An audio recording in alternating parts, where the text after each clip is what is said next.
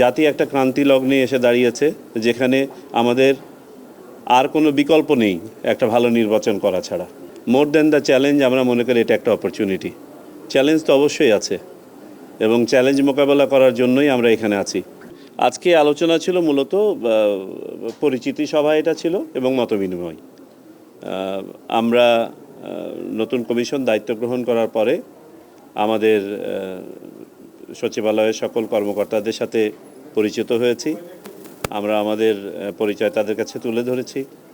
কোন প্রেক্ষাপটে এই কমিশন গঠন করা হয়েছে সেটা আলোকপাত করা হয়েছে।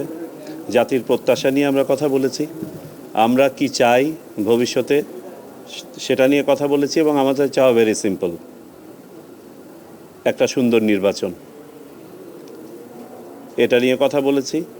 আমাদের দায়িত্ব পালনে বিভিন্ন পর্যায়ের অফিসারদেরকে মাননীয় সিইসি মহোদয় দিক নির্দেশনা দিয়েছেন এবং একনিষ্ঠতা, সততা, জবাবদিহিতার ব্যাপারে আলোকপাত করা হয়েছে।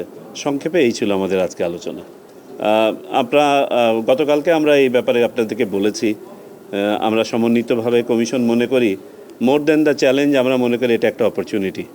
চ্যালেঞ্জ তো অবশ্যই আছে এবং চ্যালেঞ্জ মোকাবেলা করার জন্যই আমরা এখানে আছি। আমরা এটাকে অপরচুনিটি ভাবছি এই জন্য, জাতি একটা ক্রান্তি লগ্নে এসে দাঁড়িয়েছে, যেখানে আমাদের আর কোনো বিকল্প নেই একটা ভালো নির্বাচন করা ছাড়া। শিয়া বাটার ও ভিটামিন ই সমৃদ্ধ lily glam beauty soap. Lily, always beautiful.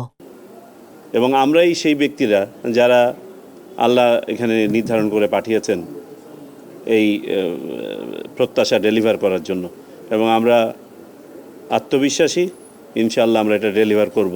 আমরা ওয়াদাবদ্ধ। সকল ধরনের নির্বাচন, এটা এইসব নিয়ে কথা বলার এখন আমার মনে হয় সময় আসে নাই। আমরা খুব ইনিশিয়াল স্টেজ, এই বিস্তারিত বিষয় নিয়ে আমরা পরে আলোচনা করব।